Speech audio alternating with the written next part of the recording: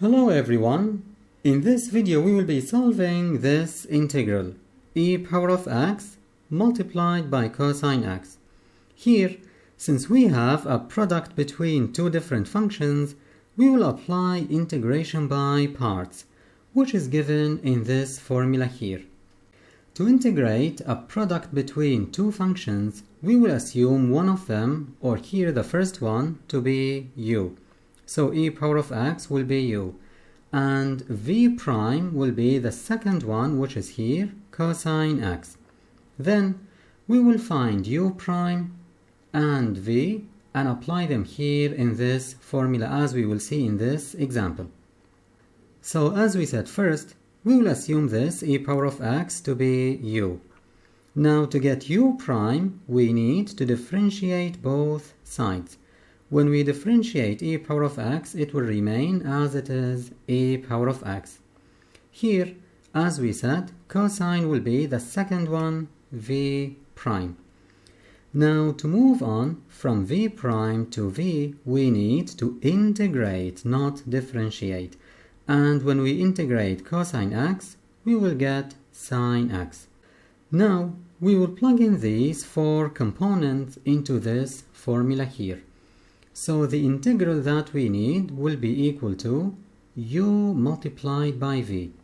So here, u, which is e power of x, multiplied by v sine x, as we see here. Then we have minus from the formula here, v multiplied by u prime. So v, which is sine x, multiplied by u prime, which is e power of x. I wrote u prime first because generally in math we write e power of x before sine or cosine x. So now this is here the integral of e power of x cosine x. But as we see, we still need to integrate this to figure out the full answer.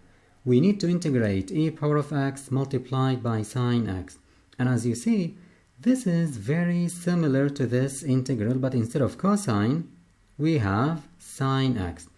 So now we will take this one here alone and integrate it as if it's a new independent exercise. We will apply integration by parts again.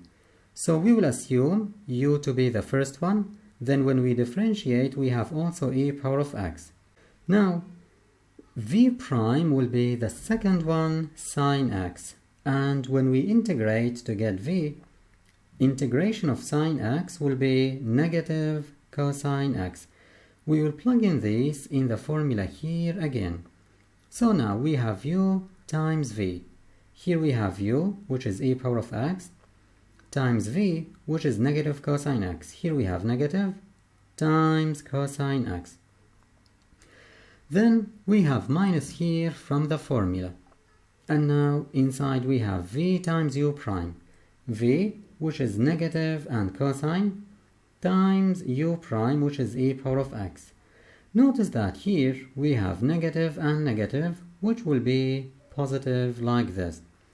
So this is the integral of e power of x sine x. As you see, we have again integral of e power of x cosine x in this integral like this. Now, as we said, we need to plug in this integral here into this here. So now we will have the integral of e power of x cosine x equals, here we have e power of x sine x as it is, then here we have minus. Now instead of all of this, we will replace this integral that we got here previously. Now we can expand here. So negative times negative will be positive. And when we multiply also negative by this integral, we will have negative. So here, notice that we have the same integral on both sides. That's why I need now to move this to the left side and change the sign from negative to positive. So we will have integral of ex cosine x and plus another integral of ex cosine x, which will be now 2 multiplied by the same integral. equals the right side here as it is. Here, to eliminate this 2, I will divide here both sides by 2. So now we will get the integral of e power of x cosine x will be, since we divided by 2, we can cancel this 2, and when we divide this side here by 2, we will get this. We can just write 1 over 2 multiplied by this right side. So this is the integral of e power of x cosine x. And finally, we just need to add plus c, the arbitrary constant of integration.